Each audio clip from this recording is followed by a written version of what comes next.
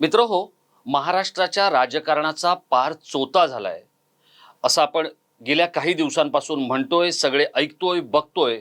पण काल मात्र पुरोगामी महाराष्ट्र, सभ्य आणि सुसंस्कृत महाराष्ट्राने मान शरमेनं खाली घातली अशा पद्धतीचं वक्तव्य शेतकऱ्यांचे नेते असलेल्या सदाभाऊ खोत यांनी केलं आणि त्यानंतर संपूर्ण राज्यभरात प्रचंड संताप उसळलेला आहे. या संतापामध्ये आता सदाभाऊंचा कार्यक्रम होणार की सदाभाऊ ज्या भारतीय जनता पार्टी या झेंड्याखाली आपलं राजकारण करतायत आणि त्याच पक्षाच्या नेत्यांच्या जीवावर शरद पवारांसारख्या एका ज्येष्ठ नेत्याला वाटेल ते बोलतायत, या सगळ्याचा हिशेब नेमका आता कसा चुकता करणार आहे महाराष्ट्रातली जनता, याच्याकडे सगळ्यांचं लक्ष लागलेलं आहे. अत्यंत तीव्र प्रतिक्रिया आहेत सदाभाऊ खोत यांच्या या संपूर्ण वक्तव्याबद्दल. आणि सदाभाऊंनी जरी माफी मागितली असली तरी महाराष्ट्रातली जनता सदाभाऊंना माफ करणार की भाजपला माफ करणार हे देखील आपल्याला बघायचं आहे. हे संपूर्ण प्रकरण काय आहे हे मी आपल्याला संक्षिप्त स्वरूपात सांगण्याचा प्रयत्न करणार आहे. नमस्कार मित्रहो, मी राजेश कोचरेकर आणि आपण पाहताय आपलं आवडतं न्यूज पोर्टल टाइम महाराष्ट्र. मित्रहो, महाराष्ट्रातले राजकीय नेते, महाराष्ट्रातलं राजकारण हे अगदी यशवंतराव चव्हाण किंवा प्रल्हाद केशव अत्रे यांच्यापासून जर आपण पाहिलं तर त्याला एक सुसंस्कृतपणा आणि सभ्यपणाची परंपरा आहे. महाराष्ट्रातले त्यानंतरचे नेते जर आपण पाहिलं म्हणजे मग बाळासाहेब ठाकरे असतील किंवा शरद पवार असतील किंवा इतर कोणतेही मोठे नेते जर आपण पाहिले तर त्यांनी पातळी सोडलेली नाही. पण 2014 पासून महाराष्ट्राच्या राजकारणात जे काही सुरू आहे ते अत्यंत हिडीस, उबग आणणारं आणि सभ्य माणसाला प्रचंड संताप आणून अस्वस्थ करणारं असं सुरू आहे. सांगलीमध्ये देवेंद्र फडणवीस यांची सभा होती आणि या सभेमध्ये, सांगलीमध्ये जतला ही सभा होती आणि या सभेमध्ये स्वतः देवेंद्र फडणवीस होते, सदाभाऊ खोत होते, गोपीचंद पडळकर होते आणि पश्चिम महाराष्ट्रातली भाजपची अनेक नेते मंडळी होती. या सभेमध्ये सदाभाऊ खोत यांनी शरद पवारांवर अत्यंत अत्यंत वाईट शब्दामध्ये, संतापजनक शब्दांमध्ये टीका केली. राजकीय नेते आहेत, त्यांनी एकमेकावर टीका करावी, राजकीय मुद्द्यांवर एकमेकाला धारेवर धरावं किंवा एखाद्या निर्णयावर धारेवर धरावं, हे आपण सगळं समजू शकतो. पण शरद पवारांबद्दल इतका कमालीचा द्वेष हा सदाभाऊ खोत यांनी का दाखवला तर त्याचं एक वेगळं कारण असं आहे की महाराष्ट्राच्या राजकारणामध्ये शरद पवारांबरोबर स्पर्धा करणारा नेता म्हणून किंवा करू शकणारा नेता म्हणून देवेंद्र फडणवीसांकडे पाहिलं जातंय. आणि आता ही निवडणूक कोणत्या टप्प्यावर येऊन ठेपलेली आहे तर ही निवडणूक आता येऊन ठेपलेली आहे ती शरद पवारांचं विरोधकांची मोठ उभारणं किंवा शरद पवारांचं 84व्या वर्षी सत्ताधाऱ्यांना आणि प्रस्थापितांना हलवण्याचं धाडस आणि त्याच्या समोर मी जे गमावलंय ते मी तुम्हाला पुन्हा कमावून देतो असं देवेंद्र फडणवीसांचं मोदी आणि शहा यांना सांगणं, या टप्प्यावर ही निवडणूक आता येऊन ठेपलेली आहे. त्यामुळे या निवडणुकीमध्ये अजितदादा पवार आणि एकनाथ शिंदे जरी मुख्यमंत्री आणि उपमुख्यमंत्री असले तरी काहीसे बाजूला पडले. मग या देवेंद्र फडणवीसांना आनंद व्हावा म्हणून सदाभाऊ खोत यांच्यासारख्या नेत्याने, की जो गावगाड्याची भाषा करतो, त्याने गावगाडा इतका महाराष्ट्राचा हिडीस आणि उबग आणणारा झालेला आहे का तर मुळीच नाही. सदाभाऊ खोत किंवा त्यांच्यासारखे जे काही नेते आहेत ते स्वतःच्या सोयीसाठी आणि स्वतःच्या राजकीय पोळ्या भाजण्यासाठी हे सगळं करत असतात. सदाभाऊ खोत काय बोललेत हे अगदी संक्षिप्त स्वरूपात आपण पाहूया. त्या गायची जी कास आहे त्या कासला 4 थाना इथं, या अर्ध थान वासराला पाजायचं म्हणजे आपल्याला, आणि 3.5 थानातलं दूध आपणच हाणायचं. देवेंद्रजी काय म्हणले, 4ही थान ही वासराचीच आहेत, मी सगळं दूध वासरालाच देणार. मग पवार साहेबाला 9वा महिना लागला आणि कळा सुटल्या. ते म्हणलं माझ्या चिल्या पिल्यांचं कसं होयाचं. अरे पवार साहेब, तुमच्या चिल्या पिल्याने कारखानं हाणलं, बँका हाणल्या, सूतगिरण्या हाणल्या, पण पवाराला मानावं लागेल एवढं हाणलं तरी सुद्धा भाषणात आता म्हणतोय मला महाराष्ट्र बदलायचा आहे, मला महाराष्ट्राचा चेहरा बदलायचा आहे. कसला तुला चेहरा? तुझ्या चेहऱ्यासारखा पाहिजे का?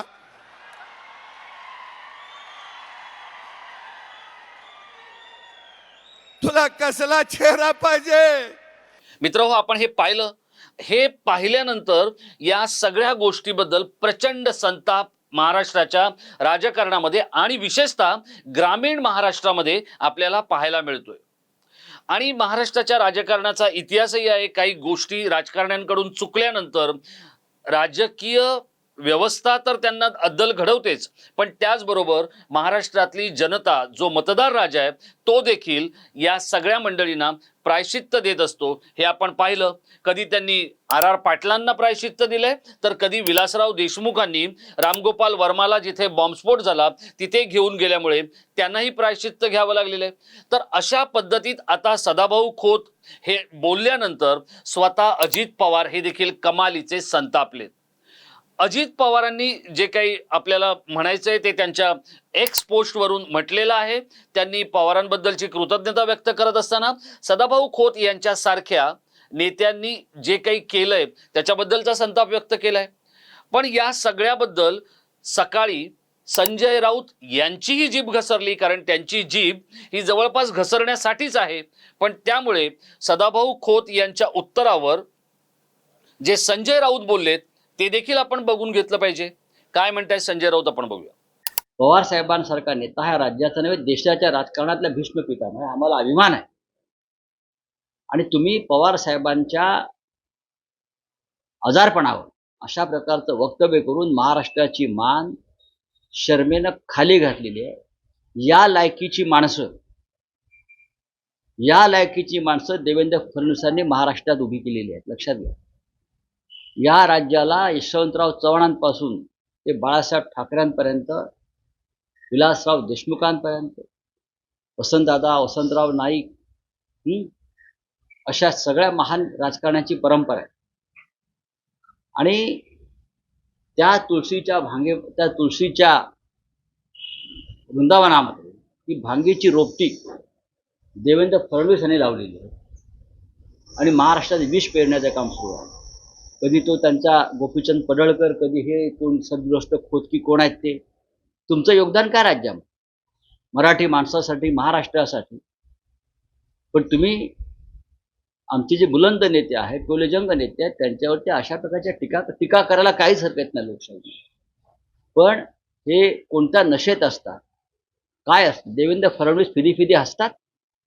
महाराष्ट्र देवेंद्र फडणवीस यांचा जो तिरस्कार करतो हेट, तो यासाठी देवेंद्र फडणवीस या व्यक्तीला महाराष्ट्र जो नाकारतोय वारंवार आणि त्यांचा जो तिरस्कार करतोय की हा माणूस महाराष्ट्राचा नाही, या महाराष्ट्राचा शत्रू आहे, ते यासाठी तुम्हाला लाज वाटली पाहिजे. हे राज्य सुसंस्कृत आहे, संयमी आहे, हे संतांचं राज्य आहे, हे चांगल्या राजकारण्यांचं राज्य आहे. देवेंद्र फडणवीस आणि त्याच्या टोळीनं त्यांच्या हे राज्य खतम केलेलं आहे. म्हणून आम्हाला राज्यातली सत्ता बदलायची आहे. तुम्ही ऐका ते भाषण, तुम्हाला किळस येईल. देवेंद्र फडणवीसांनी उठून त्या सदाभाऊ खोतच्या कानफडात मारायला पाहिजे होती. आणि तो फिदी हसतोय, देवेंद्र फडणवीस टाळ्या वाजवतोय. लाज वाटली पाहिजे. आम्हाला लाज वाटते की तुम्ही कधी काळी या राज्याचे मुख्यमंत्री होतात आणि आमच्या पाठिंब्यावर मुख्यमंत्री होतात. आता संजय राऊतांनी काय म्हणायचं ते म्हटलेलं आहे. या सगळ्यानंतर सदाभाऊ खोत यांच्या लक्षात आलेलं आहे की आता परिस्थिती आवाक्या बाहेर गेलेली आहे आणि महाराष्ट्रातला मतदार राजा हा फक्त सदाभाऊंनाच नव्हे किंवा त्यांच्या पक्षालाच नव्हे, तर संपूर्ण भाजपलाही अद्दल घडवायला मागे पुढे पाहणार नाही. कारण शेवटी मतदार राजा हा राजा असतो. जरी तो 5 वर्षांनी एकदा आपली राजेशाही दाखवणार असला तरी त्या राजासमोर सगळे राजकारणी नतमस्तक असतात. आणि त्यामुळे सदाभाऊ खोत यांना आता माफी मागावी लागलेली आहे. त्यांनी माफी मागताना पण गावगाड्याची भाषा आणि जे काही म्हटलंय ते जर आपण पुन्हा एकदा बघून घेऊया. मला कुणाच्या व्यंगत्वावरती बोलायचं नव्हतं, परंतु आकारण शब्दांचा विपर्यास करून त्याचे अर्थ काढले गेले. निश्चितपणानं गावगाड्यातल्या ज्या भाषा आहेत, एखादा आभाळाकडे बघून बोलायला लागलं तर आम्ही म्हणत असतो आरशात जाऊन आपलं तोंड बघा, अशा पद्धतीची ही भाषा. आणि त्यातून जर कुणाच्या भावना दुखवल्या असतील तर निश्चितपणानं ते शब्द आम्ही मागे घेतो आणि त्याबद्दल दिलगिरी व्यक्त करतो.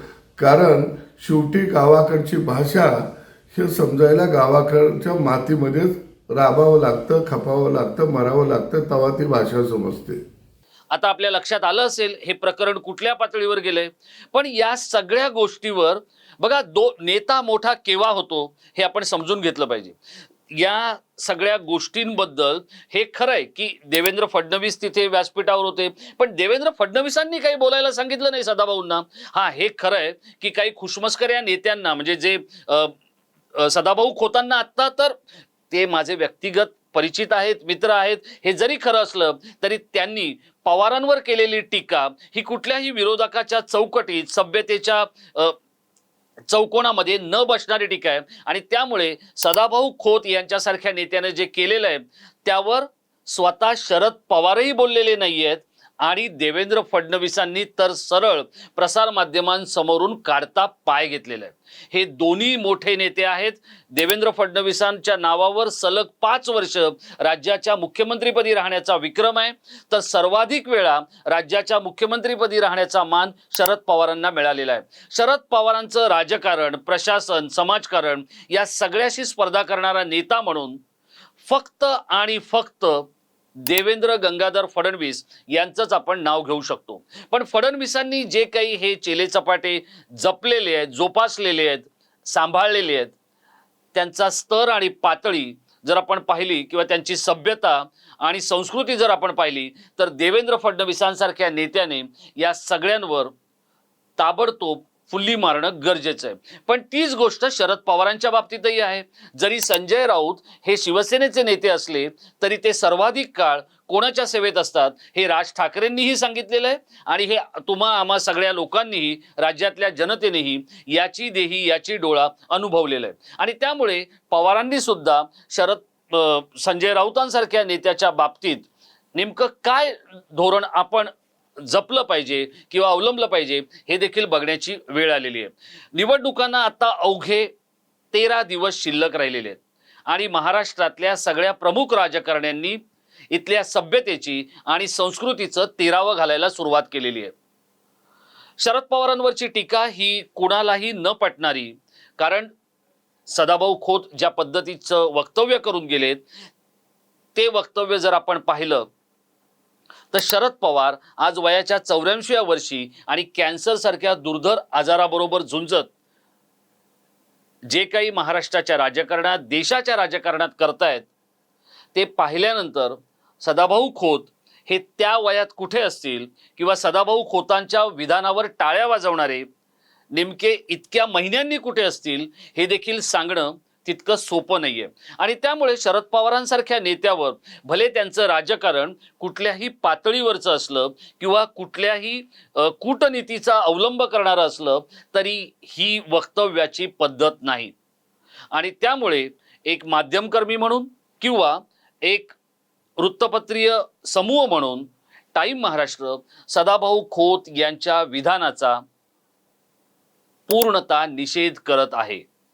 मित्रहो, आपण हे धाडस दाखवतोय की आम्ही निषेध करतोय असं म्हणण्यासाठी. तो निषेध शरद पवारांनाही करायचा आहे आणि तो निषेध देवेंद्र फडणवीसांनाही करायचा आहे. तो त्यांनी त्यांच्या कृतीमध्ये करून दाखवलेला आहे. आपण शब्द किंवा आपण मुद्दे यांच्यासाठी ओळखले जातो आणि त्यामुळेच सदाभाऊ खोत यांच्या विधानाचा आपण निषेध निषेध आणि निषेध करत आहोत. मित्र, आपल्याला या संपूर्ण प्रकरणाबद्दल काय वाटतं? सदाभाऊ खोत यांच्यासारखे नेते भले शेतकऱ्यांचा कैवार घेऊन बांधावर जात असतील, गावगाड्यामध्ये वावरत असतील, पण ही पद्धत नव्हे. सदाभाऊ खोत आणि ते ज्या पक्षाची पालखी वाहत आहेत यांच्याबद्दल नेमकं मतदार राजाने किंवा राज्यातल्या जनतेनं काय करायला हवं असं आपल्याला वाटतं? देवेंद्र फडणवीस आणि शरद पवार या दोघांनीही प्रतिक्रिया दिलेली नाही. आपलं याबाबतचं काय मत आहे आपण आमच्या कॉमेंट बॉक्समधून आमच्यापर्यंत ते पोचवा. आपला मुद्दा किंवा आपली जी काय मतांची मांडणी असेल ती जर संसदीय स्वरूपात झाली तर ते आम्हाला आवडेल. हा व्हिडिओ हा फक्त महाराष्ट्राचं राजकारण ज्या झपाट्यानं प्रदूषित होतंय आणि आपला स्तर पाडतंय तसा तो पडू नये याच्यासाठी केलेला हा प्रयत्न आहे. हा व्हिडिओ आपण शेवटपर्यंत पाहिला असेल मित्रहो आणि तो तुम्हाला आवडला असेल किंवा तो तुम्हाला पटला असेल असं मी समजतो. कारण या व्हिडिओमधली जी काही वक्तव्य आहेत ती आवडण्यासारखी नाहीच आहेत, पण ती पटण्यासारखी आहेत की ज्याच्याबद्दल आपण एक भूमिका घेतली आहे. आपल्याला काय वाटतंय आपण आम्हाला आवर्जून कळवा आपलं मत, आपली प्रतिक्रिया, आणि त्यावर आपण पुढचा व्हिडिओ घेऊन येणार आहोत. मित्रांनो, महाराष्ट्राच्या राजकारणात किंवा पत्रकारितेमध्ये काम करताना आपण ना पवारांचे, ना ठाकरेंचे, ना फडणवीसांचे, ना शिंदेंचे, आणि त्यामुळे जे चुकीचं असेल त्याला ठोकायचं हे आपलं तंत्र आणि हाच आपला मंत्र आहे. त्यामुळे असेच काही व्हिडिओ पाहण्यासाठी आपण टाइम महाराष्ट्राला सबस्क्राईब करा. मला खात्री आहे समाज माध्यमांवरच्या सगळ्या प्लॅटफॉर्मवर आपण आहोत आणि तिथे आपण वेळोवेळी आम्हाला भेटत राहाल. आपल्याकडच्या गोष्टी, आपल्याकडचे मुद्दे आणि आपलं कौतुक आमच्यापर्यंत पोचवत राहाल. मित्रांनो, पुढचा व्हिडिओ येईपर्यंत स्वतःची काळजी मात्र घ्या, कारण महाराष्ट्राचं संपूर्ण राजकीय वर्तुळ हे कमालीचं मुंबईतल्या हवेसारखं प्रदूषित होत चाललेलं आहे आणि तितकंच विषारीही होत चाललेलं आहे. ते आरोग्यासाठी अपायकारक आहे आणि या अपायकारक आरोग्यापासून जपण्यासाठी आणि जगण्यासाठी आणि स्वतःला सांभाळण्यासाठी आपण सगळ्यांनी एकमेकाला मदत करणं एवढंच आपल्या हाती आहे. धन्यवाद.